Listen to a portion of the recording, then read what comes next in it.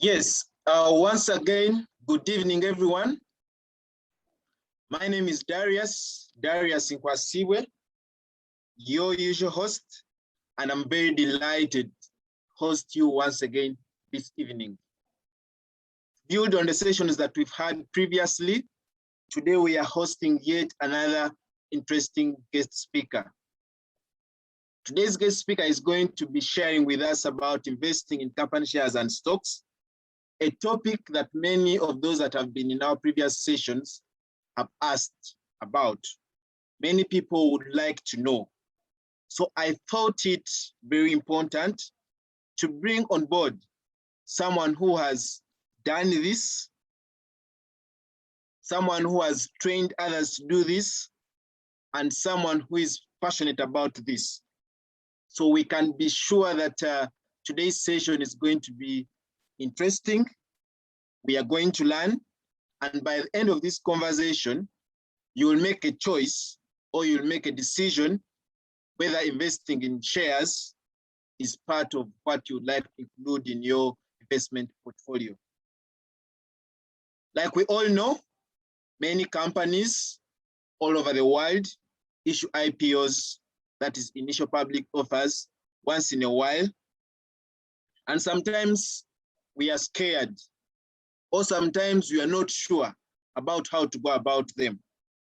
In the end, sometimes we lose about these opportunities. And sometimes we go into these opportunities without being informed. And what happens? We lose money. What happens? Invest in stocks that are not liquid. And when we need money, what happens? Losses. Also, you know that the recent licenses for our telecom companies require them to list on the Ugandan Security Exchange. So that means before this year ends, we are going to see 1 or 2 telecom companies listing, hopefully. And when they are going to do so, many of us will want to have a catch on this, will not want to miss out. But what are some of those considerations that we need to take? Today's conversation is going to give you insights for some of the things that you can look out for. Maybe as these telecom companies start thinking about fulfilling that requirement of listing on the stock exchange, you can start to do your homework so that by the time we are ready, or by the time they are ready, you will have enough knowledge. William Nyakatura is a chief instructor at Kingsman Advisory. He has done this before, working with a stockbroker, and he also supports individuals and companies to guide them onto this process, whether it's listing from the company side or whether it's individuals thinking to purchase shares. And by the end of this presentation, maybe you'll open your light and you may wish to gain more knowledge. He will leave with us his contacts and you can engage him because he trains people in this. He's a teacher, he's a trainer. So without wasting time, I would like to give the platform to William so that he can give the package that he has for us. I'll give him a few minutes and he will share with us. And later, the platform will be open for questions, which you'll be able to respond to. So if you have your questions, I ask you to keep yourself mute by typing them in the chat. And when that opportunity comes, we'll open the platform and that we may have. William, I welcome you to this group of enthusiastic people about personal finance and financial literacy. Today, people are here to learn about what it takes to invest in company shares. I now give the platform to you. I thank you. Thank you, Darius. I'm hoping you can hear me. Yes, we can hear you. Darius, for timekeeping's sake, I was wondering how long my presentation is going to take. Yes, would you, if you can utilize something like not exceeding 30 minutes so that we use the next minutes for the question and answer session. I will do my best. Please act as timekeeper. Sure, I will. Thank you. Would you like to evening, share ladies. screen? Yes, I do. I do need your permission to share screen. Okay. Good evening, ladies and gentlemen. My name is John William Nyakatura. Like Darius said, I worked for an investment bank here in Uganda. I worked there for 10, 11 years in the stockbroking department, and then I moved into the corporate advisory department that arranged these IPOs here in Uganda, in Rwanda, in Kenya, and in South Africa. And I got to see what happens behind in the kitchen, how an IPO is set and how it's offered to the public. And then again, I also got to work with the stockbrokers in trying to sell the shares to you. And you need to keep in mind that there are two forces. The stockbroker has an interest and you yourself has an interest. So I had the privilege of seeing both sides. When I spoke to Darius today, he said, William, it would be good to talk to people about what raising shares really means for their portfolio on their goal of wealth. So let me start there. And with his permission, let me share my screen and take it from there.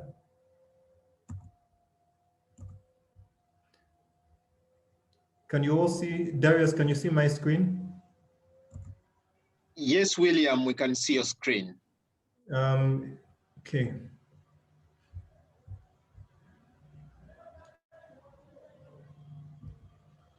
So if everyone can see what is before you, Darius, just one more confirmation. Can you see the onanogram right in front of you? Yes, yes, William, we can see it. Thank you. Great. So basically, the stock market is a place for two things: for people to raise money from outside family, and then also how do you then get non-family members to trust you and non-family members to give you money? And you will notice that there are two ways in which you can raise money: by selling equity, that's a portion of your business, to the public, or you can go and raise debt. And we're going to touch on both of them. So for those of you who are familiar with this process, there is what Darius has talked about, an IPO. And this is what we call a primary market. This is the first time a company is looking to sell shares. Let's give an example. Let's assume Darius happens to be MTN and he sits on the board as chairman. Let's say today he's Mr. Mbide, who owns, let's say, 10%. The other 90% is owned by MTN South Africa. MTN South Africa now needs to sell a portion now negated by government to the public. When that offer comes to you the first time, it will be called a primary offer, where a prospectus will be put together and they will come out in the market telling people underworld that MTN Uganda is listing, come and take a piece of it. Behind the curtains, there is an aspect of who is receiving the cash and what is he going to use this cash for. In an IPO, there are times when there is, let us say MTN is selling 30% of the 80 it owns. So in other words, they will remain with 60. They own 90%. Remember, Mbiri owns 10. So they're going to sell 30% of the 90 they own, and they're going to retain the 60. If they retain the 60, the 30 is then going to be either used for selling, paying the current shareholder off. That means MTN South Africa takes some money back home. Or they could sell new shares to the public in order to expand the business. Most times, IPOs tend to have two motives: to either expand the business using the money that you give them, or paying out the current shareholders for their hard work for getting the business to where it is right now. So when you get into an IPO, find out in that prospectus, is it that they're looking to raise money, or are we paying a shareholder who is coming out of this particular transaction? And that's what we call a IPO, public issue listing. A public issue listing is almost compulsory, that you have to put up a prospectus, you have to get clearance from the Capital Markets Authority. And where I worked is that I helped companies like Umeme, Stanbic Bank, Bank of Kigali, Bralirwa, Safaricom, try to get those companies to meet the requirements in order to sell the shares to the public. You need to understand that the capital markets and the exchange needs to make sure that the company's financials are what they are, the assets are where they are, the corporate governance is as good as possible, so that there is as limited damage to the public. Once that offer is sold to the public, that stock then can trade on the Ugandan Stock Exchange at the going rate. So let's assume MTN comes at a price of 256. I'm going to take the national code of 256. If you buy the share at 256, when the share now moves into the secondary market, the secondary market is now when the stock is trading, like the way Umeme trades, the way Uganda Clays trades on the secondary market. The forces of demand and supply come into play. The demand and supply is decided by the buyers and the sellers, you and I, who is willing to pay a premium over these shares. Now, I'll come to the debt side again later, but let me focus really, if you understand, you need to now divide the company into two. There is the company which does the telecom, the providing, but then there is the stock. The stock is an entity in and of itself that is traded on the exchange, whose price will vary due to many other different factors that we're going to touch on. But at times, the stock can get either depressed or overly excited, regardless of where the company is at any one point of time. But the goal is that as the company gets stronger and better, the buyers are willing to demand a better, the sellers are willing to demand a better price from the buyers. On the other hand, if the company is doing badly, the sellers feel the need to pay a less premium for that stock as we go along the way. Don't worry about the debt side, I'll come back to it, but let's first focus on the equity side. So again, the buyers and sellers are the ones that drive the financial wheel, the stock market. And the stock market is, or the financial market comes with many different players. You have governments that also, like in this case, Ugandan government is asking MTN to list, otherwise their license will not be renewed. In other cases, government is also a shareholder that is exiting its stake. So that's how you have government being a player. You have entrepreneurs who are looking to become bigger and wealthier. I think we have all seen cases of Mark Zuckerberg, we've all seen cases of Richard Branson and all these other billionaires that have become wealthy because they sold their vision and their business into the stock market. When you have cities and companies, when you have cities are going to sell bonds, that's the debt side, and we'll talk about the debt side later. Then you also have universities. How do universities come in? Usually, universities can come in and hospitals can come in that, let's say a very rich man called Darius passes on, but he leaves them an endowment fund of, let's say, $2 billion. He would then say that that endowment fund is supposed to invest in the stock market, and the returns from the investment are to meet the day-to-day operations of the hospital. I dealt with clients who happen to be funds that managed money for hospitals and universities from America and from Europe. Now here in Uganda, it may not be the case, but very many big hospitals in America and in the US have what we call endowment funds. And those endowment funds are forced into the stock market to get a return. And then of course, like you said, normal individuals. Again, the capital markets is a very confusing place because there are so many diverse products that are being pushed. You have bonds, which is debt. You have shares, which is ownership of a business. You have unit trusts. Now, unit trust is when you put you say, I don't know which stock to buy, but let me give my manager to, let's say, Kenneth. I think I saw a gentleman, Kenneth, in the room. Kenneth happens to be a manager of people's money.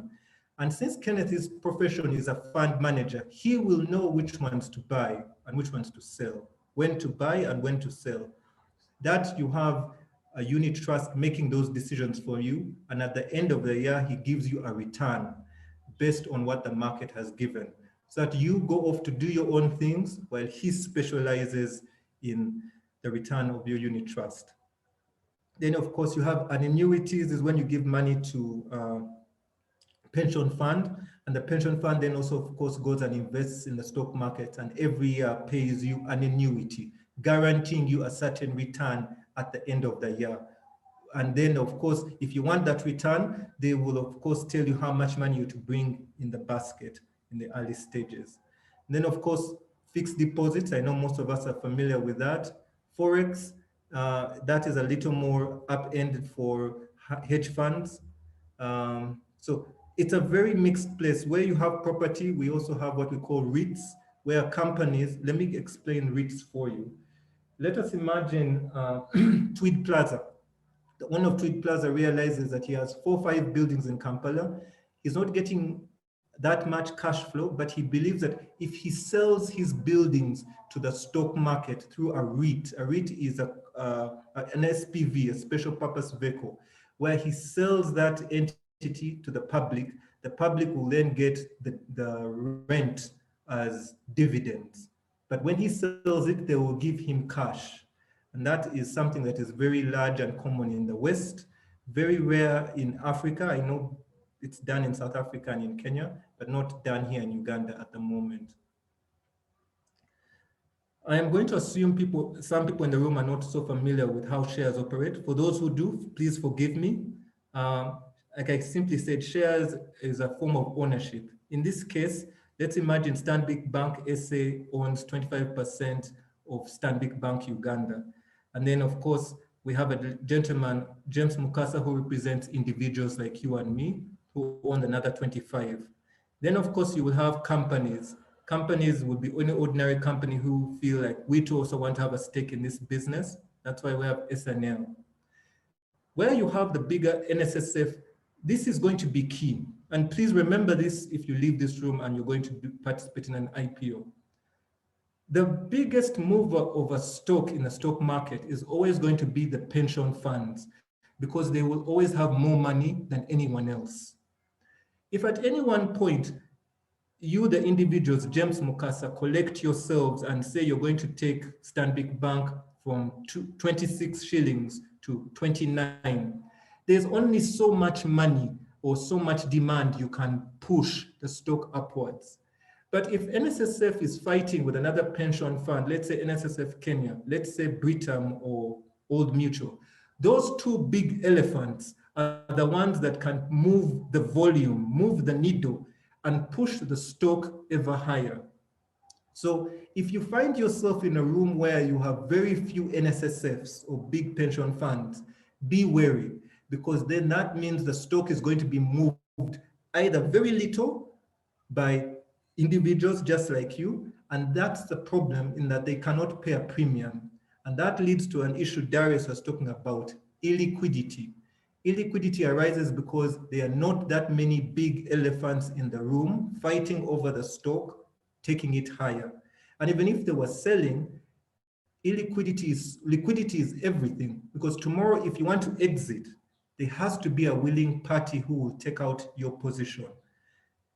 Nothing is as bad as being in a stock and tomorrow you have a need and there is no one on the counter side to buy from you. It's as good as constipation, in my honest opinion. So if you're going to walk away from this room, remember to find out who is the big elephant or likely to buy these shares from me tomorrow.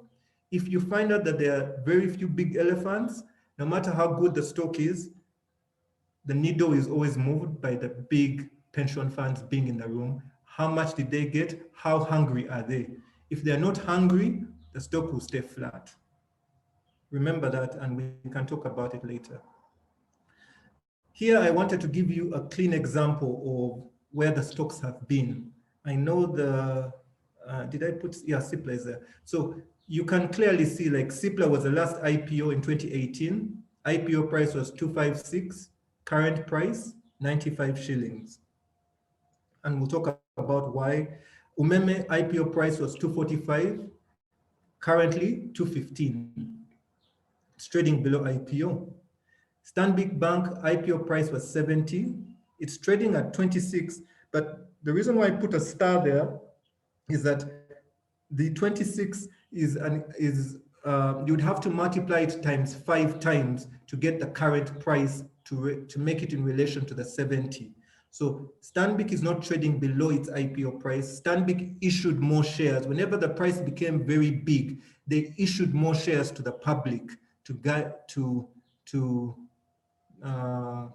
raise capital, or if not, did stock splits. And we'll talk about that maybe later on down the road. The one that I want you to take also note is BAT, IPO'd in 2000. IPO price was 1,000. Today it's 30,000. But the challenge with also looking at the 30,000 and getting excited is that it has been 30,000 for the last 3-4 years. What has happened since those last 3-4 years? Something you need to take into consideration. Uganda clays, I remember the IPO price was 4,000. Well, I must have been really, really young and anxious to enter the industry to recall this. But now the price is trading at 8. I know I also again put a star because we need to take into the fact there were also rights issues. But Uganda clays has been one of those darlings that was very good in the early stages and over the years lost its cool, the cool factor, something that drives also interest on the stock exchange. And I'm looking forward to the questions that you will raise along the way. I wanted to give you a picture of Umeme's stock price, since it's fair that it has been there since it listed in 2012. And you can see it went all the way high up to 600 and generally came down, trading now at around, what price is it trading at? 215, basically. We can again talk about why did the stock come down? While the company's earnings and the company's growth has been going up, why is the price going the opposite direction?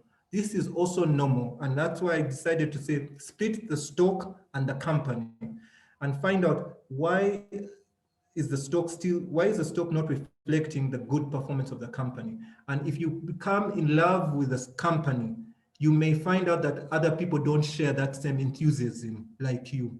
And that is going to be very key, that if you're the only one who is in love with this stock, you're the person who is likely to pay the price for it.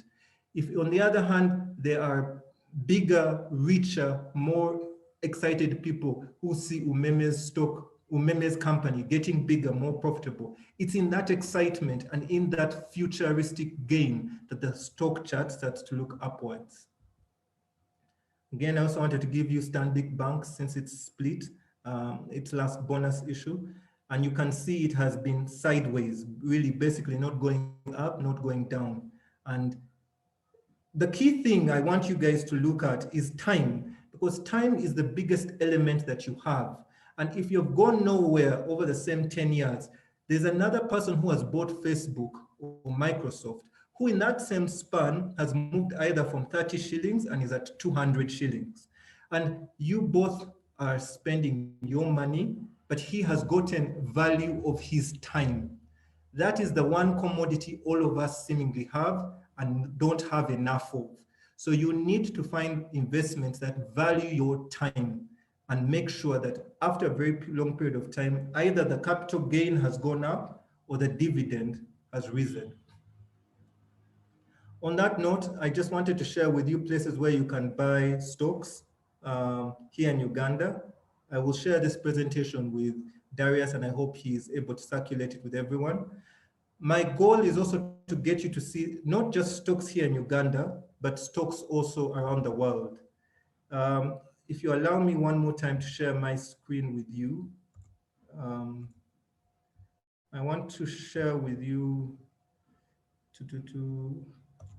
also a certain aspect. Darius, can you see my Excel sheet here? Or would anyone just confirm if they Not can? yet. The Excel, not yet. Okay. So if you can first stop sharing and then share again. Doing so. Thank you again. Yeah.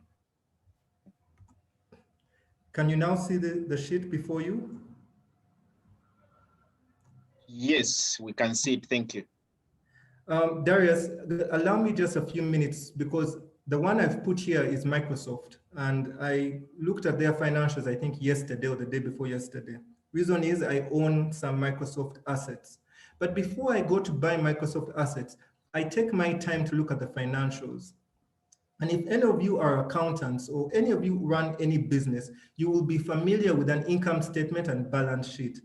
And if you just take a quick look, in Microsoft's case, you can clearly see this is in billions. You can clearly see that Microsoft's sales in products has moved from 67 to 71. But it has also seen its services, the cloud services and AI services, move from 23 billion to 97 billion. But what you also can see is the increasing sales. What you then are taken key of is also the net income. Did the company post a growing profit year on year? And you can see that this year, Microsoft moved from 44 billion to 61 billion thanks to the pandemic. How many of us went online, or how many of us are now online because of the tech boom that is seemingly come out from COVID? And someone has gained or someone has lost, but clearly Microsoft has gained. What I then do is also do an analysis of their balance sheet. And you can clearly see in Microsoft's case, I want you guys to notice this. Microsoft's current assets, which would be cash and cash equivalent, is always greater than its fixed assets, which would be buildings or hard machinery. And you can clearly see that they've always made sure that cash is greater than buildings. Here in Uganda, it seems to be the other way around, where fixed buildings are in greater value than current cash. But what you can clearly see along the way is that companies, once you've done analysis of companies the way you're supposed to properly, I'm just flashing for you. I look at the liquidity of the company. I look at how they're utilizing their assets. I look at the profitability ratios. I look at the cash flow ratios. I look at how they're managing their debt. And finally, I look at what the market thinks of the stock. When you have done a bit of analysis of this, you're then also going to do an analysis of the stock price in itself. And it's a combination of putting the car apart and assembling it together that guides you through this process to protect yourself, also to find ways of sticking in that game a little longer. I'm looking forward to the questions. I know the presentation hasn't been as perfect, but I want you to take two things away from this presentation. One, if you're going to invest in a stock, please take time to read the annual report and read the financials of the company. And then also read, how does the company make its money? Over the years, when you read that prospectus, you'll get a better understanding of how this company generates its money. And then you will assess what price you're willing to pay for the stock. Once you have put the company aside, we will now talk about the stock market, the pension funds, the big people. How are they feeling? Are they robust? Do they have enough money? Because in the end, it is that emotion that drives the stock market, underpinned by the performance of the stock. On that, I'd like to give the floor back to Darius, and looking forward to your questions along the way. Thank you very much, William. So right about now, I'm going to take up the questions from the members as they are in the chat room. So I would like to encourage you that if you have a question, please post it in the chat room so that we can be organized, and William will be able to respond to all these questions of ours. All right, so I'll start with, okay, thank you, William. I'll start with this. How do I get my company on the stock exchange market? That is a question that is coming from Huchire, Kenneth. Okay. Kenneth, again, thank you for your question. Well, again, remember what I stated, that it is now raising money outside family. So you need to build a business strong enough for us outsiders to have confidence in your systems, in your market, and in the ability for people to pay you. Once we can see that you have cash flow, it won't take too long. We will literally fall ourselves head over heel to give you the money. But as we're giving you the money, there needs to be structure, that we too who are going to fall over ourselves will go through what we call the capital markets or the CMA guidelines. So the capital markets will come in and say, Kenneth, We know you have potential interested parties because your business is growing. They believe in you, and people who are not related to you want to give you capital. Let's help you structure. So an investment advisor like me will come in and tell you how to go through that process. You will go through the CMA list on the stock exchange, and people can then buy shares through you. But the first thing really starts with you. Build for us a business that we cannot say no, and we feel that we want to be part of this vision because you have good corporate governance, because you have a good market, a good product. Why shouldn't we give you our money? Thank you, William. So I have a question from Alan Abitegeka, and he's asking, is XNS a credible global online broker? Excellent. XNS. I cannot come out and verify for you how many people are credible brokers online, but there is a website called FINRA, FINRA, and FINRA is supposed to have licensed the names of all the licensed brokers who offer share trading in America. I believe there is also an authority in the UK called the Conduct Authority, something Conduct Authority. They too will also have licenses of licensed brokers, both online and physical. But again, if you also are going online, like you should always do due diligence. Are you being regulated? Where can I get recourse in the event that something goes wrong? And if he's not regulated, then chances are high that should something go wrong, you can't get recourse. So I like the fact that you're thinking that direction. Please go and check if that individual can satisfy an authority whom you can actually say, this person plays under certain rules and under certain structures. Thank you, William. Kamgisha Alan is asking, would you kindly take us through the debt part? You promised to share with us something about debt.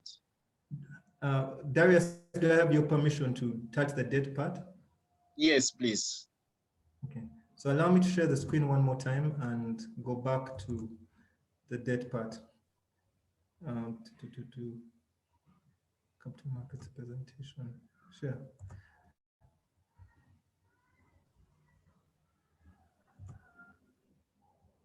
Okay. Okay. Let us start from the right side. Again, the debt. Again, the capital markets can also tell a company.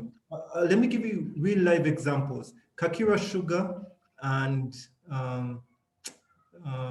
it was Kakira. Very few companies have done debt raising, but Kakira Sugar was among them. ADB Bank was among them. What they do, they come and say, we're not going to sell equity, but we're going to look at our balance sheet, and off the strength of our good balance sheet. Remember, we just looked at the balance sheet of Microsoft and saw that their current assets were really a lot.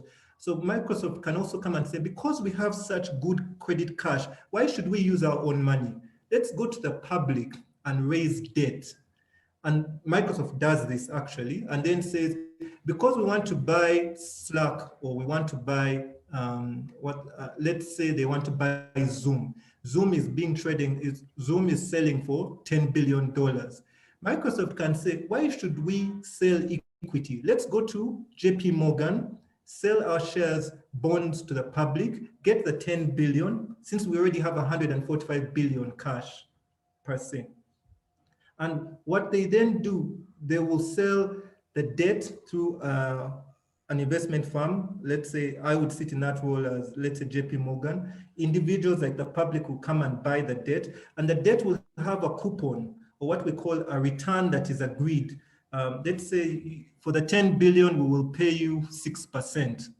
Now, that 6% has to be an enticing return for the public to want to fight, to come in and buy. And also they need to believe that you are the kind of person who can pay on time every 6 months, or in the event that you are going down, you have assets that we can liquidate to get our 10 billion. And since now I've seen that you have 145 billion in credit cash and maybe 70, another billion in property, I can lend you my 10, knowing very well it's a bucket in the, well, what to call it? a drop in the ocean in its very self. And that selling is done in the primary market, but sold to the public. There is also what we call private placement. A private placement is also when debt is given to a company privately. I've done these transactions here in Uganda. Let me give you an example without giving the name of the client. There was a young man who was my age, if not younger. I'm 38, he was most likely 36, who had built his business and was in the medical field. And he needed to grow, but he did not want to sell equity. So what we did is that we found him a private investor who could give him better transactional terms than a bank. I went to all the banks here in Kampala trying to get him money that in the terms we thought would work for his business, and no bank in Uganda could give him the money. So finally, when we got the foreign investor in, they start to think like an investor. They are going to come in and say, let us help you in corporate governance. Let us help you in management. Let us follow our money. But we will also give it to you like debt. So he then pushes back and says, give me better, give me here, give me a longer period here, give me this, give me that, and then we can merge. Now, both parties start to think like an investor. And we were able to get him, I think, $4 million for Uganda, and I think $1 million for his business in Rwanda in a span of 6 weeks. Sorry, 6 months. My apologies, 6 months. That is private debt. We can arrange for you private debt, but the private debt is going to think, is going to talk to you, is going to sit on the board with you, is going to ask to improve your corporate governance and the way you operate. You will almost take on a new partner. But after you've paid out your debt, he leaves you. When he leaves you, you should be better off in structure, you should be better off in operations for you to now raise more money on the equity side if need be. Or if not this time, sell debt to the public. To the debt side, I think, yeah, I have a bit of debt. But let's now also look at debt from government. Government also is another entity that also enters the public market looking for money. And very few Ugandans participate. Do you ever wonder where your fixed deposit return comes from the bank? Do you know why banks are always telling you, give me your money for 12%? What the bank is simply saying is that if you put your money in the bank at 12%, they will go and lend your money to the government at 14%. All they do is move money from you and then go and give it to government, because government is always in need of money. Government may print money, but government also has to borrow money to run its fiscal budget. So you have what we call the 91T bill, the 182T bill, and the 364T bill. This is the tenure within 1 year where the bond will mature. And I've shown you the returns that they are giving per annum or annualized. But take focus more to the 364, which is the 10-year moving, the 1 year moving at 10.5%. Then compare it to if you give your money to government for 2 years, which is now government will say, if you give me your money for 2 years, I'll give you 13% per annum. Strangely, now you have the 3% longer the period, yet he's giving a 12.8. Naturally, the longer the tenure, you should be paid a better coupon in itself. Those are the combinations of how to fix money with government and get a return. And yes, you can't buy government bonds directly from your bank. It's just that very rarely will your bank want you to do it without them first telling you to first put money in a fixed deposit. I have always argued with investment clubs. I think that's how I met Darius, as to why investment clubs don't put money directly with government, but then put it with a bank who then goes to put it for them and then gets paid less in itself. So please look at government bonds. One of the things you need to know, I know I can't tell you everything in one go, but the face value would be the value of the bond that we will receive at maturity. That's again, the coupon rate would of course be the return that you'll be paid at the end of the year. And the maturity of course is the period. everyone keeps saying that government is the best person to lend, but one of the things you need to take into consideration is also inflation. Inflation is what we call the hidden thief who steals your purchasing power. If government is giving you a return of 4%, but inflation is 6%, you have actually lost purchasing power of 2%. Someone will say, how?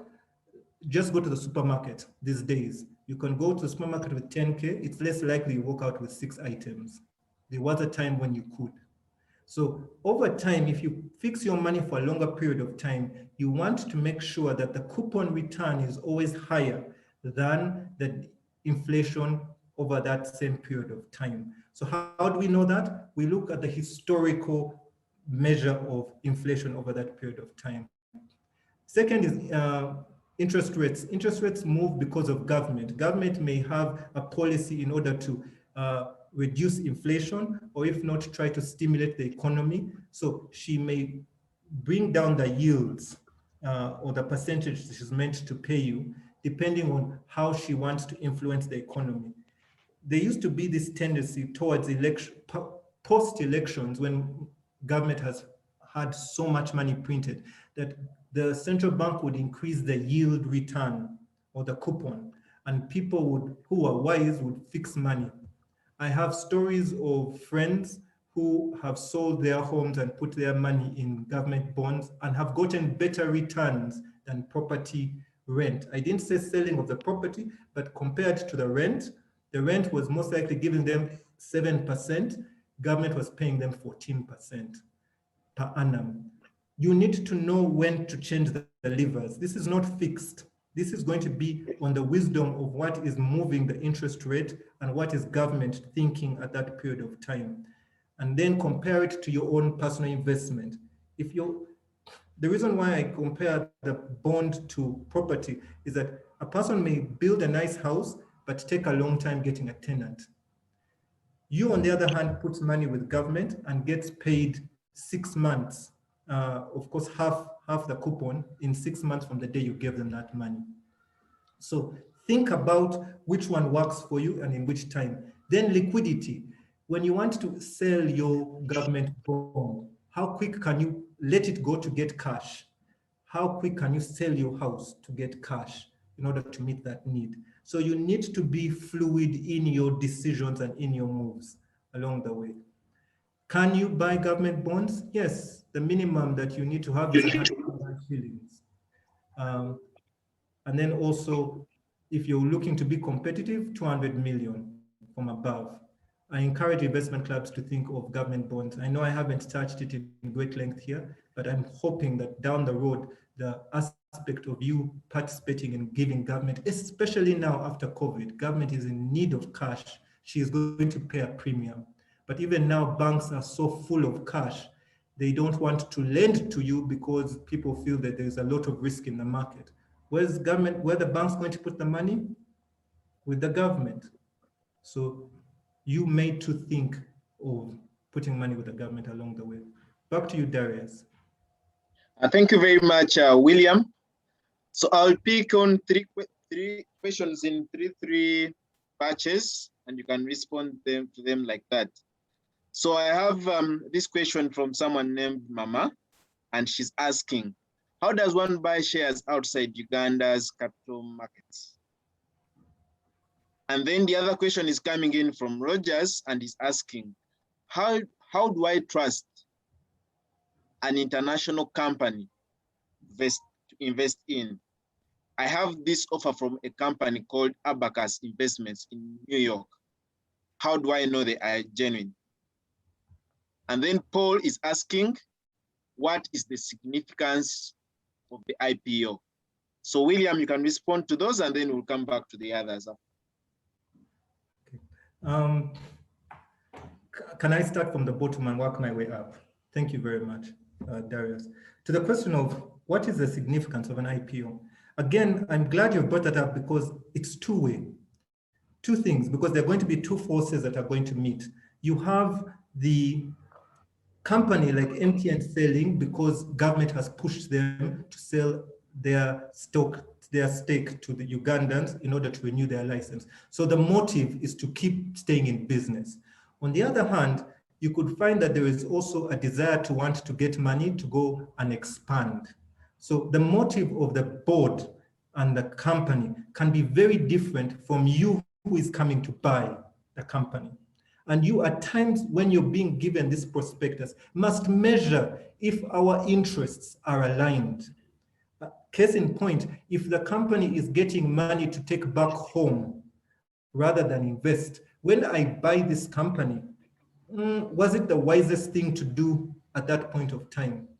But if the company is coming to tell me that we're going to expand, and in the prospectus they have told me where they're going to try and grow, and I believe where they're going to go is going to lead to more growth, our needs are aligned. Hence, not only are they taking money away from me, but they're going to invest it. And that will yield a better price for me when I turn to the next door neighbor and tell him, pay a better price for my share, because Umeme invested my money well. So to answer your question, you need to find out what is your motive personally and what is their motive. If the two motives align, then you have a fairly good reason to get into that investment. If on the other hand, their motive doesn't align with yours and you get into the transaction, it may not go the way you desire. And you should have asked that question from the very beginning. So I encourage you to also have that question when the next IPO comes. To the question, how do I trust an international company that is going to give you shares?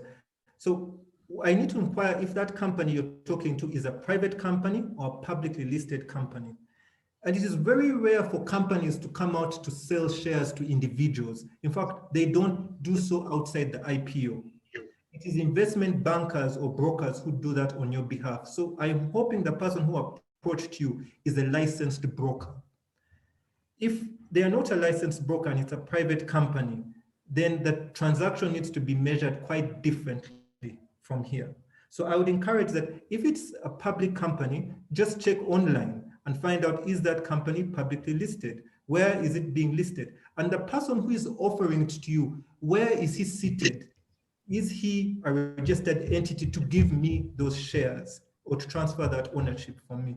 So I wouldn't say don't start, but now, I won't say don't invest, but this is the time to now do your due diligence to work your way through, like peeling the onion to finding out who is it offering it to me, why is he offering it to me, then how will I exit tomorrow? And if they are not anywhere connected to a regulator, like I kept saying, FINRA or the financial conduct entity in the UK, whatever country they are in, contact that authority and find out if they themselves can verify that this entity you're dealing with is original. That's what the internet is for, use it.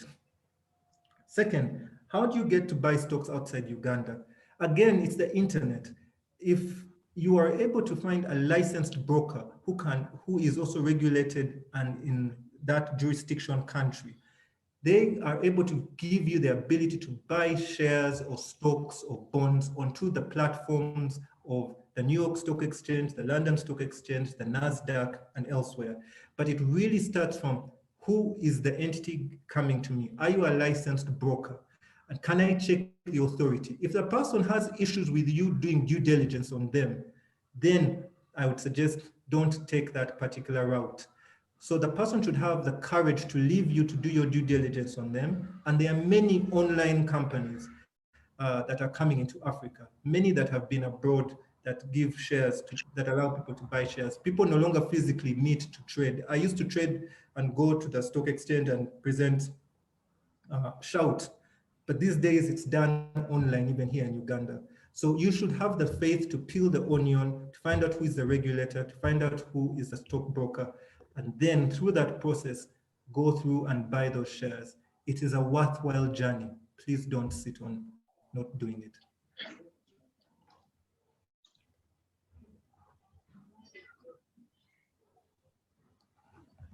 Next question, Darius. All right, thank you, William. So the next question that we have, Timothy would like you to clarify or expound on the causes of a divergence between companies' profitability growth and its stock prices, like Umeme. And then Dr. Etulu is asking, is there a particular formula that guides how much shares to sell off? And then we have Kutosi Christopher is asking, please share an outline of factors we have to put into consideration when buying stocks and shares. Yeah, if you can please respond to those for now, and then we'll come back with the last batch of questions. Maybe you can add on this one. Stephen is asking, why has it taken long to get an IPO on USD? I don't know whether it has taken long. But over to you. Okay. Thank you again, Darius, and thank you, gentlemen and ladies, for your questions. To the first question, why is there divergence? Let's not just look at Umeme but let's. Gosh, there are many factors, but let me put it very simply.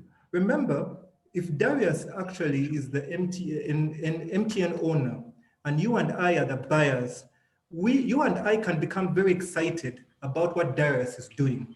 And at one point, we can get overly excited and start to pay a premium over and above, and hence the stock price goes way out in comparison to the performance that MTN or Darius is giving us.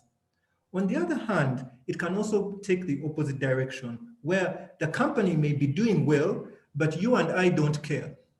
The company is seemingly doing well, but we're not overly excited. We don't feel this sense of reason to pay a premium. Or the company is in a country or in a market people just don't want to fight for. Case in point, if your company is in a country where there are other, where the people just feel that I have dollar investments, but the American market is giving me better returns. Yes, Umeme is a good stock, but I'll go and buy Microsoft. So because money has no allegiance, money moves to where it's treated best. And it's not to say that Umeme is not doing everything it can. It's that there are other companies out there in the world that are doing much better. And the big elephants that I was telling you about have taken their eyes off the Ugandan market for a while and gone elsewhere. So how do you get to, how does that tend to happen? The divergence can happen that the company is doing really well, but the buyers, you and me, the big elephants, are thinking, oh, yeah, fine, but there's someone else in the room. Again, also, that's why I was saying that the divergence needs to be looked at and at times put together, or the car being brought together, is that the company can be doing so poorly, but the people are so excited. I'll give an example, and this many people don't know. Tesla is one of those companies whose performance is not that great, but the excitement on internet and everyone loving Elon Musk is so high that at one point, Elon Musk's price just keeps always skyrocketing to heaven. And we, the analysts, are thinking there has to come a point when reality sets in, but that has never happened. If any one of us tried to short that stock in order to make money as it falls, we have been burnt because there are people out there who are just enthusiasts who don't care so much about today's performance, but tomorrow's future, which in one way can have the stock price also diverge. So I want you to remember that the foundation is key, but also, the foundation being the company is key and paramount. But then outside that, also other factors come in the stock market. The you and I have a great influence on where the price will go. Is there a formula of when to sell? To answer that question, if you found a good company and you feel that it's giving you still good returns, don't sell. I used to tell clients that unless you can prove to me that there is another investment that is going to beat your current holding in selling Umeme, don't sell. So once in a while, I'd have clients who would come and they would sit with me and it'd almost be like doctor-client relationship. And the person would explain to me his private business, and you could clearly see he has a handle of the risk, the exposure, and the possible ability to get a better return. I'll tell the man, let's sell those shares or Stanbic shares tomorrow. Why? Because he has assessed a better investment. If there's a better investment than one you have currently, if you own Stanbic, and you feel that that one is going to have better control, better return, that's when I'd suggest you sell. If that hasn't yet appeared, stick with the one that is still working. However, if you also are stuck with a stock that is going nowhere, that is not wise. You should also know when to come out of quicksand and then maybe hold cash, because cash is king. And remember, the one element is time. If the stock over a long time has not done you anything, why are you still there? To the question, factors to consider when buying shares. And multiple things go into buying shares. Remember the gentleman who asked me about how do I get my company to list? If we were to take that gentleman's company to you, if I were to sell it to you, first it's going to be his integrity. Second, it's going to be the corporate governance. Third is, does he have a product that resonates with people?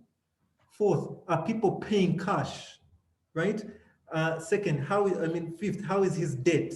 Right? Is he in debt every day, or he has so much cash coming in he can handle his debt? Now, this is regardless of if it's a small company or a big company. For those of you who saw the Microsoft balance sheet that I shared with you, or the Excel sheet, the income statement, you can see that Microsoft is generating a lot of money from its AI and a lot of money from its product, that no amount, until maybe we stop using internet or the world falls off onto a new technology, chances are this company is going to keep growing strength to strength to strength, as it has done since 1980. So if you can find a product whose profitability and ability to service a good profitable client market is predictable, and you can tell that people are not going to go away from it, like Coca-Cola, like Facebook, things people have a need and a usage, and this company serves that need very well and seemingly will go strength to strength, bringing new productivity. Economies of scale start kicking in, and the company just keeps getting to become bigger and bigger, provided it can also go through borders. The reason why we were able to give the Ugandan young man more money is that he also wanted to enter into Rwanda. Well, he had already entered Rwanda before we entered the room. I remember he was in debt of, I think, $1 million. And it was that fact that he had already taken the risk that the investor said, I am coming with you to cover that debt. And anytime you need more money, I will cover you. But strangely, they had just met him 6 times. And because he was frank, he was honest, and he didn't hide anything per se, people then take a leap of faith in you. And hence, that's how you would consider buying a company. Can I have faith in you that you will service your market well? And will that market reward you by paying a better price? And then leave me and Darius, okay, I know Darius is MTN owner, but leave me, the people in the stock market, to fight over your performance, because you are good at meeting people's needs and getting cash. Why is the USD without any new stock listing? It's a combination of things per se. One is that we don't seem to have a robust method of getting companies to, gain from listing in its very self. You can clearly see certain companies are being forced to do so, excuse me, or government is selling their stake out of that particular business in itself. So the motive of the owner of the business is, why do I go through the pain of opening up my books, corporate governance, having annual general meetings, so that people like you come to the annual meeting and give me questions of Lugezi-gezi, why would I go through that? There still has yet to be a reward for going through it. And that's, I think, the break, that because very few business owners don't see that reward, very few have taken the decision to list. I hope that answers that question.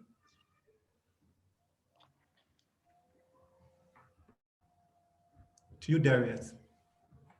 All right. Thank you, William. I'll take on a few more questions since our time is almost up. I'll take on a few more questions. I have 2 which are more or less similar. Someone was asking, how can I buy shares? And another one was asking, where can I buy shares in Uganda and how much do they cost? And then So the other is what is the, that is Shamim, she's asking, what is the exact amount? Sorry, someone was interrupting with the screen.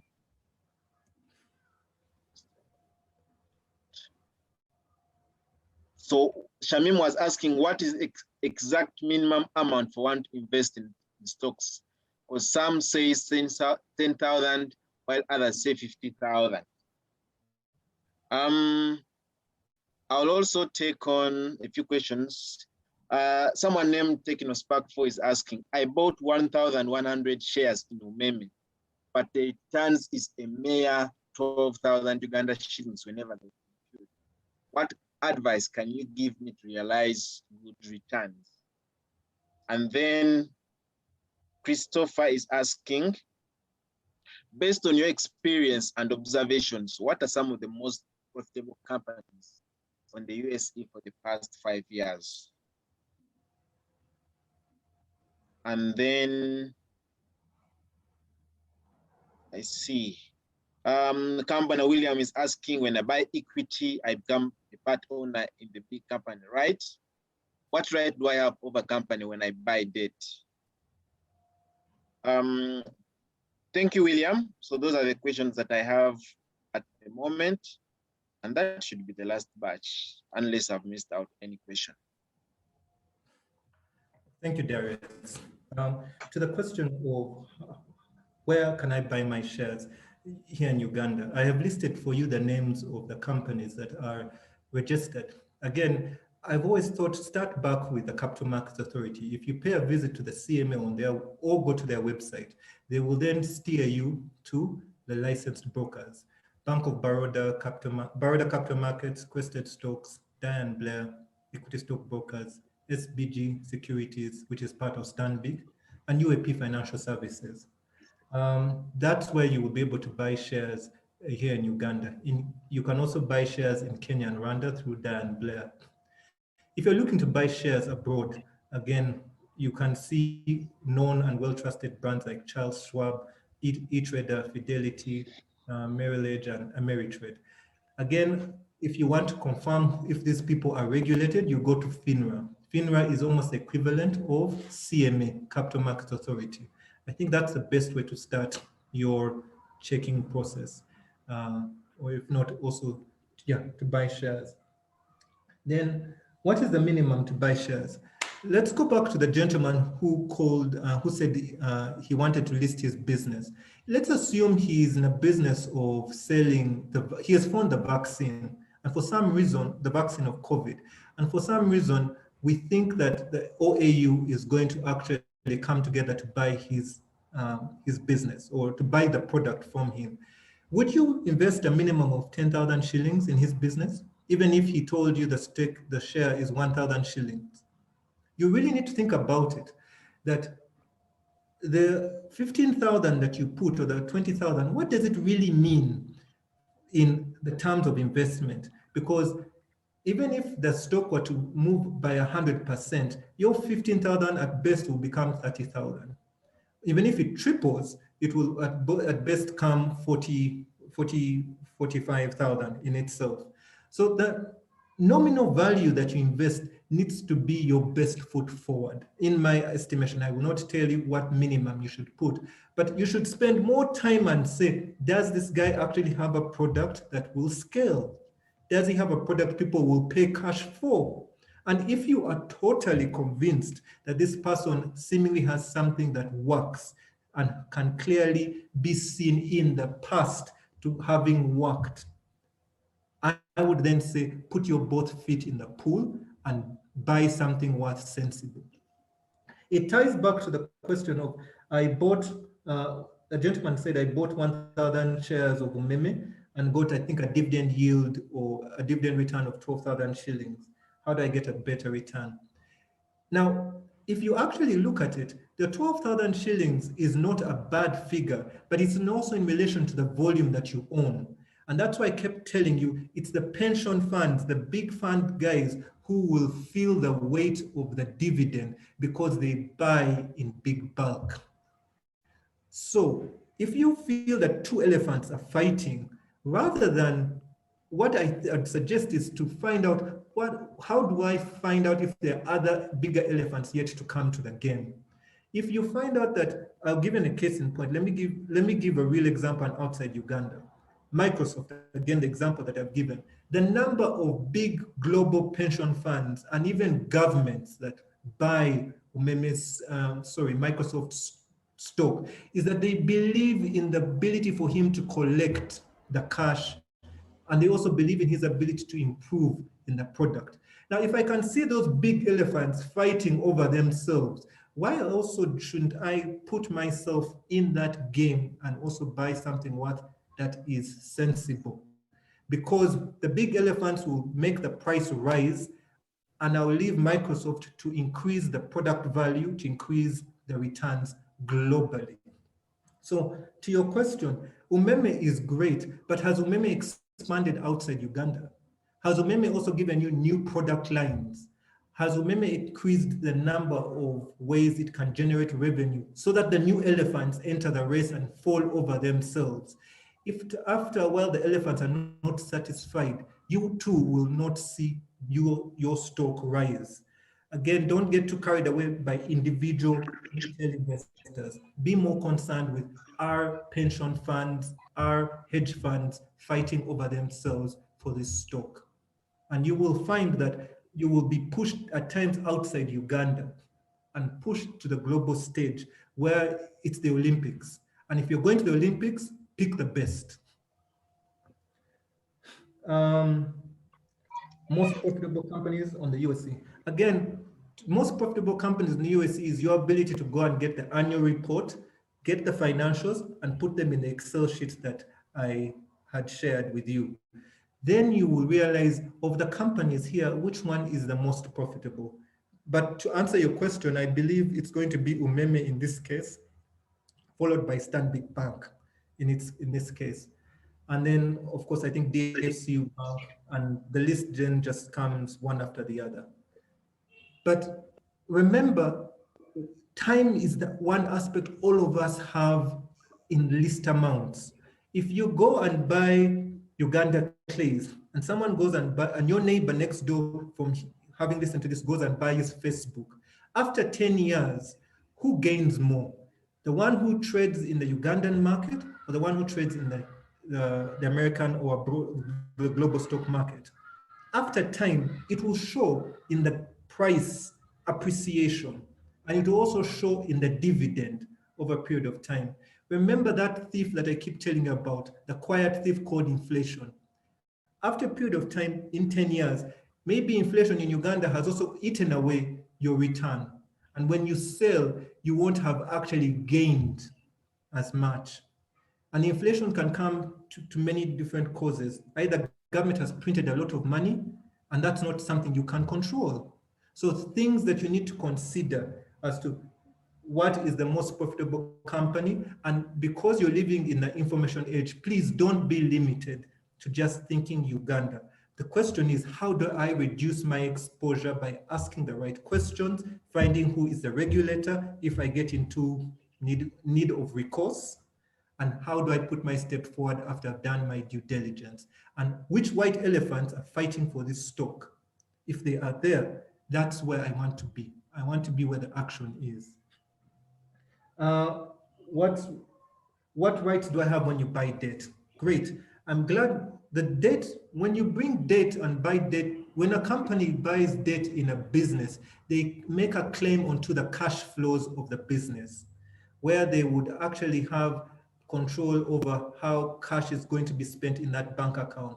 But they can also go further and say, we have a claim on the assets of the building. I mean, the property, the assets that the company has, that in the event the person doesn't pay, we can then sell this property to recover our cash. But that's how banks think. Investors think a little different. In the event that I give you debt, private debt, I will then say, since you can't pay me cash right now, why don't I change my debt into equity? I convert it into equity because I still believe you can still pay it, but rather than you have the choke of the debt or the interest, let me convert it into equity. And later on, when I am exiting, I will pay myself a better return to the next investor. So there are very unique ways how private investors who offer debt think very differently from a commercial bank. And when I arrange debt, private debt with them, the Ugandan investor is always asking, how else can you arrange this money? How can we give him this money differently from a bank? But how do we also secure ourselves and make sure we either have a claim on cash flow, we have a claim either on assets, or we have the director, we have what we call, I've forgotten there's something that where we make an attachment to the director, I've forgotten the name, but hence you can have control over the assets of the business. Back to you, Darius. All right, thank you, William. So William, lastly, I would like you to comment about the services that are offered at Kinsman Advisory, so that just in case someone here would like to get in touch with you, they can know which services you'll be able to offer them, as well as your contacts. If you're still online, I can see has shared his contacts on the screen, so you can please pick them up. Yes, William, you can talk about Kinsman Advisory. So when I left African Alliance, the investment bank, I happened to have won the Tony Elumelu grant. And I encourage some of you who are looking to raise capital to try and participate in such activities and be given cash. But I was given this cash basing on the concept that I was going to help and educate Ugandans to try and access the stock market a little better. So if you take my telephone number, which is 0772 253754, again, I'll give it to you, 0772 253754. What I try to do is take people through a class of understanding stocks and bonds. And through that class, we will also do local stocks and we'll do global stocks. And you have the ability to also now to trade global stocks off what we call a demo platform. But it will be live. And all these arguments that we've been talking about, how do you value a company? How do you value the stock will come alive, because in the end, you will be making decisions on why should I buy this stock? How long should I take? What motivated me? And what did not attract me to this particular stock? And that's why I started up Kinsman Advisory. I must admit the pandemic has made it harder for us to have one-on-one classes, but we can also do some online classes if there is what we call a quorum. So that's it. Thank you, Darius. Fantastic. Thank you very much, William, for having come through and shared your knowledge with us. So for the people asking about the recording, it will be posted on YouTube. So you can follow the link that I've put in the chat and check it out. You can also join our WhatsApp community. I've also posted the chat, and I will be able to, you will be able to receive it there. So if you need to learn more about investing in stocks, William is able to share. And someone is asking, is this free? No, it's not free.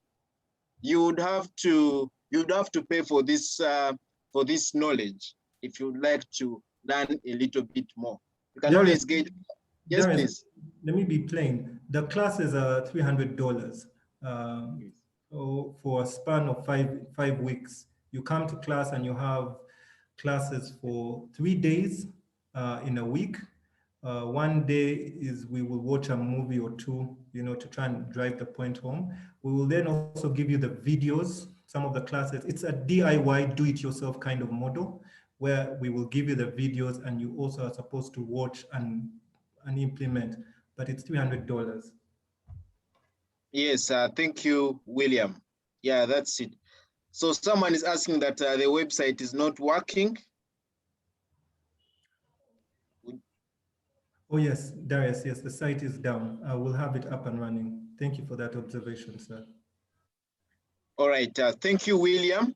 But he has shared his contacts. You can kindly get in touch with him. William, if you can please type them in the chat again so that people can see them in case they would like to pick them up. On my side, I would like to thank each and every one of you that came through for our session. This is one of the series of personal finance mastery sessions that we are having. We have them every Sunday at 5 p.m., typically 5 to 6 p.m. So if you would like to always receive notifications about this, please fill the form that I shared, the form requesting for feedback, and you'll be able to indicate your email, and I'll always have you I'll always have you to be part of those sessions. If you're part of the WhatsApp community, the members always receive the updates in there.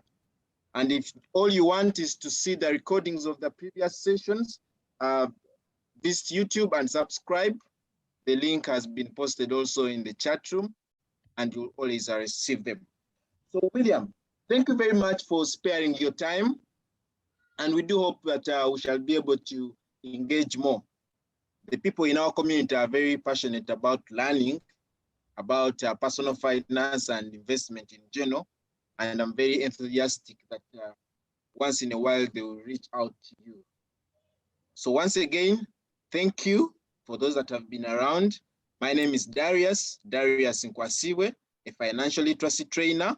I've been your host, and I'll still be your host next Sunday.